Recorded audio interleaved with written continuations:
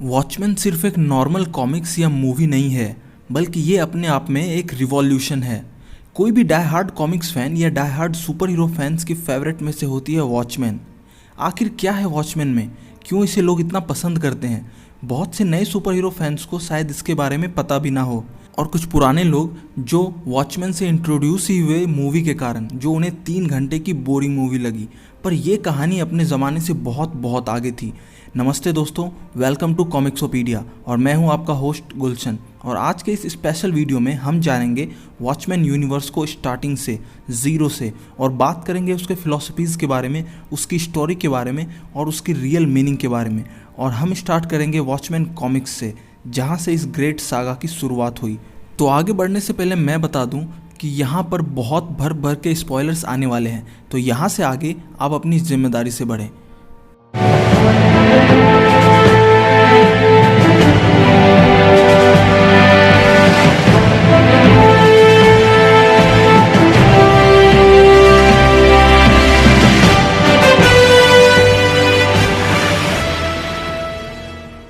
Watchman को publish किया था डीसी कॉमिक्स ने और इसे लिखा था लेजेंड एलन मूरे ने, जो कि मेरे फेवरेट कॉमिक्स राइटर्स में से एक हैं।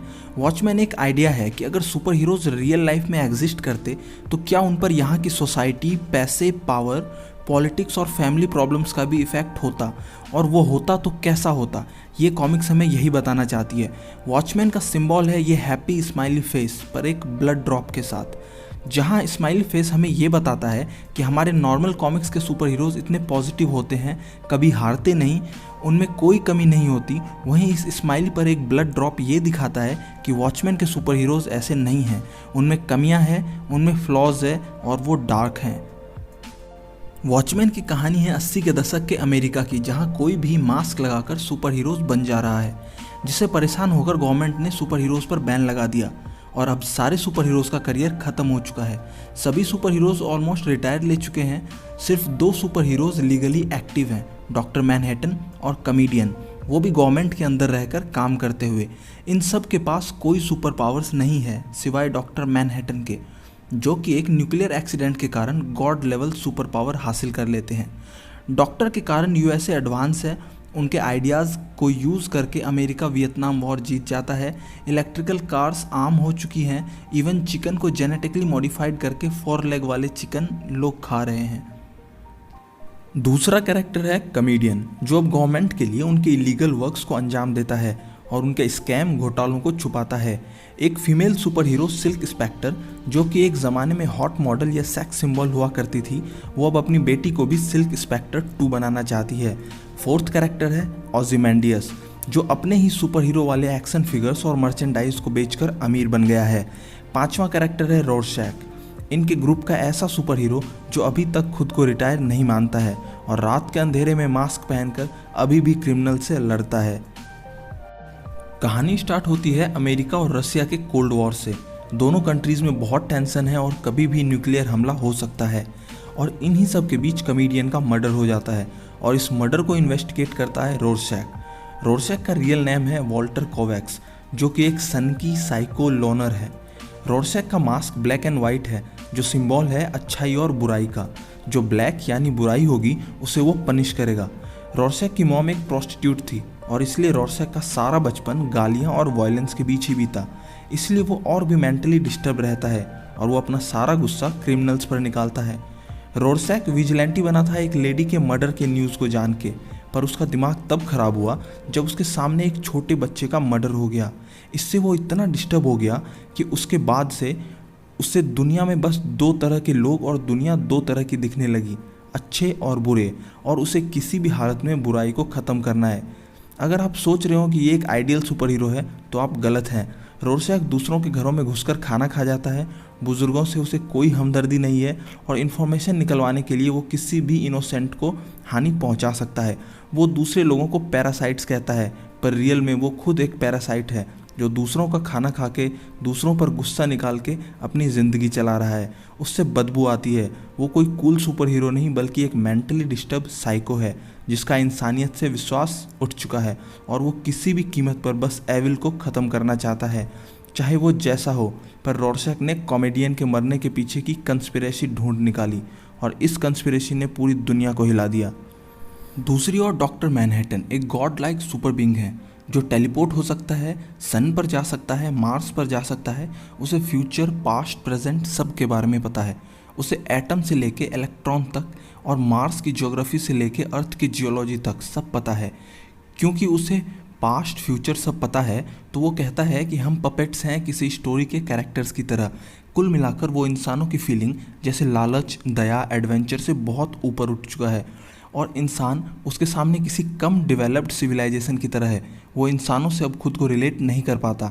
इसी कारण उसके रिलेशनशिप इश्यूज हैं उसकी गर्लफ्रेंड से और उसकी गर्लफ्रेंड उसे छोड़ के एक दूसरे सुपर हीरो नाइट आउल के पास चली जाती है। ऊपर से लोगों में अफवाह फैलने लगती है कि मैनहट्टन के आसपास रहने वाले लोगों में कैंसर फैल रहा है उसकी बॉडी से निकलने वाले रेडिएशन के कारण। इन्हीं सब से परेशान होकर मैनहट्टन मार्स पर जाकर अपनी अलग ही दुनिया बसा लेता है। हालांकि उसकी एक्स जीएफ लॉरी के कन्विंस करने के बाद वो अर्थ पर बाद में आता है लोगों को इस एपोक्लिप्स से बचाने के लिए। नाइट आउल, जिसके साथ अब मैनहट्टन की एक्स गर्लफ्रेंड लॉरी है, वो पूरी तरह से अपने सुपर हीरो करियर से रिटायर हो चुका है। उसे अब एक आउल का मास्क लगाकर गैजेट्स यूज़ करके क्रिमिनल से लड़ना बचकाना लगता है। वो मोटा भी हो चुका है, वो अब खुद को पावरलेस फील करता है। जब रोरशैक उसे कमेडियन वाली कंस्पिरेसी के बारे में बताता है तो भी उसे कोई फ़र्क नहीं पड़ता। उसके अनुसार अब वो कुछ नहीं कर सकता। उनकी लाइफ में टर्न आता है और नाइट आउल और लॉरी एक बार फिर से सुपर हीरो कॉस्ट्यूम पहनकर क्राइम फाइटिंग करने लगते हैं और उन्हें फील होने लगता है कि यही चीज़ उनके लाइफ से मिसिंग थी। ये एडवेंचर्स धीरे धीरे उनकी लाइफ को अच्छा बनाने लगता है। दूसरी ओर लॉरी स्टार्टिंग से ये एक इनोसेंट लेडी थी, पर उसकी माँ सिल्क स्पेक्टर उसे अपनी तरह सुपर हीरो बनने को फोर्स करती थी। लॉरी कमेडियन से नफरत करती थी क्योंकि उसकी मॉम के साथ कमेडियन ने ज़बरदस्ती करने की कोशिश की थी, पर लास्टली उसे पता चलता है कि उसकी मॉम कमेडियन से प्यार करती थी और वो खुद उसकी नाजायज़ बेटी है। उप्स।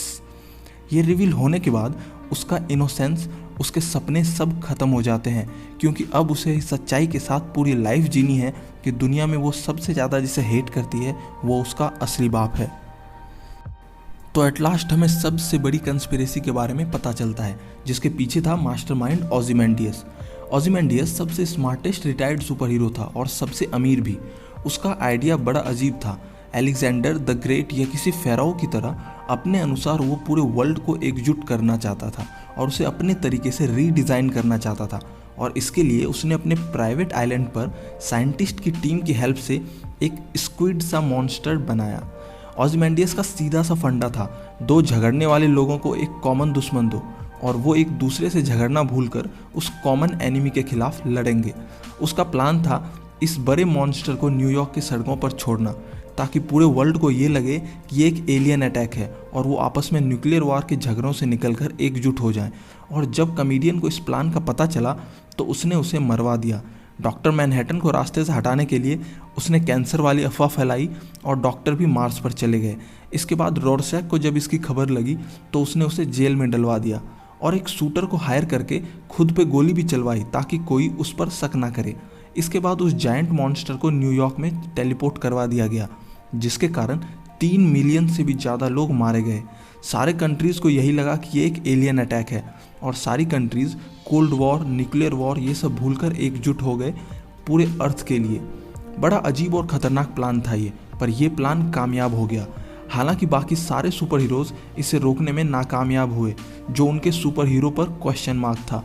और वहीं दूसरी ओर ओzymandias ने बिना साइंस और अपने साइको सोच की हेल्प से पूरे ह्यूमैनिटी को एकजुट कर दिया था। सारे नेशंस में शांति समझौते साइन होने लगे। अब सवाल ये है कि क्या ओzymandias हीरो है या विलन।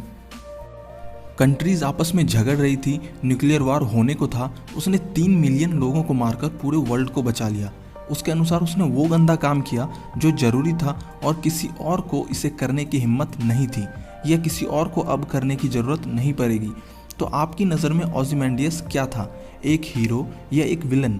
एक ऐसा आदमी जो स्मार्ट था और रियली उसने दुनिया को बचाया, या एक ऐसा अमीर सन की आदमी जो अपने राजाओं की लाइफ जीने वाली फैंटेसी को पूरा करने के लिए उसने ऐसा कदम उठाया? कमेंट जरूर करें।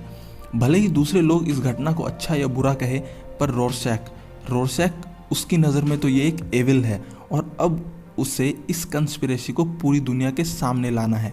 अगर ऐसा हुआ तो दुनिया में हुई ये शांति और पीस ज़बरदस्त तबाही में कन्वर्ट हो जाएगी जब दूसरे कंट्रीज़ को पता चलेगा कि ये ओzymandias की साजिश थी। तो इसे रोकने के लिए डॉक्टर मैनहट्टन रॉरशैक को मार देते हैं। जी हाँ, ताकि ये बात किसी और को पता ही ना चले। तो अब डॉक्टर मैनहट्टन ने सही किया या गलत? अगर वो रॉरशैक को नहीं मारते तो वो इस सच्चाई को बाहर लाता और दुनिया में फिर से वही कैओस होता। तो क्या सही है और क्या गलत?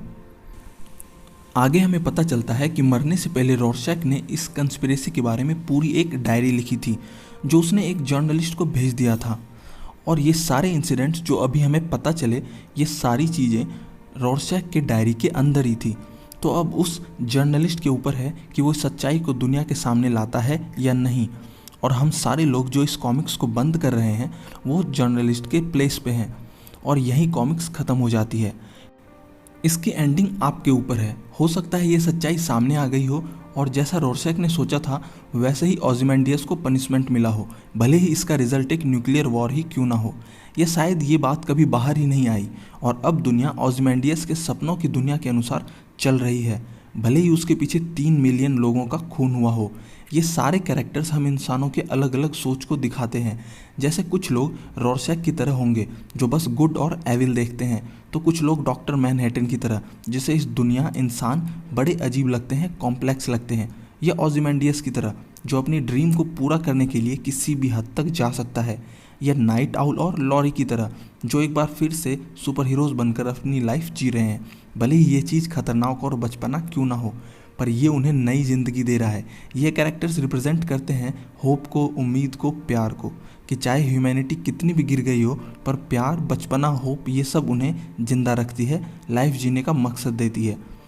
किसी न किसी कैरेक्टर से आपकी सोच मैच करती ही होगी। वॉचमैन एक तरह से क्रिटिसिज्म है हमारे फेवरेट फैंटेसी सुपर हीरोज़ के ऊपर, जहाँ सुपरमैन को कॉन्ट्राडिक्ट कर रहे हैं डॉक्टर मैनहट्टन और बैटमैन को सॉर्ट ऑफ कॉन्ट्राडिक्ट कर रहा है रॉरशैक। जहाँ हमें ये दिखाया जा रहा है कि सुपर हीरोज़ के अंदर भी कमियां हैं, वो ऐसे नहीं होते जैसे हमारी फैंटेसी में होते हैं। और ये स्माइली पर ये ब्लड यही बताना चाहता है। देखो, एलन मूरे की यही बात मुझे बहुत पसंद आती है। उनकी लिखी हुई story out of the box होती है और आपको सोचने पर मजबूर करती है। इसी तरह की एलन मूर की बैटमैन द किलिंग जो कि पूरी सीरीज़ हमारे चैनल पर है, उसे आप इस वीडियो के बाद ज़रूर देखें। आई होप कि अब जब आप वॉचमैन मूवी देखोगे तो एक अलग पर्सपेक्टिव के साथ, एक अलग डेप्थ के साथ उसे देखोगे। वीडियो में पूछे गए क्वेश्चंस का आंसर कमेंट करें, इसे लाइक करो और चैनल को सब्सक्राइब करो।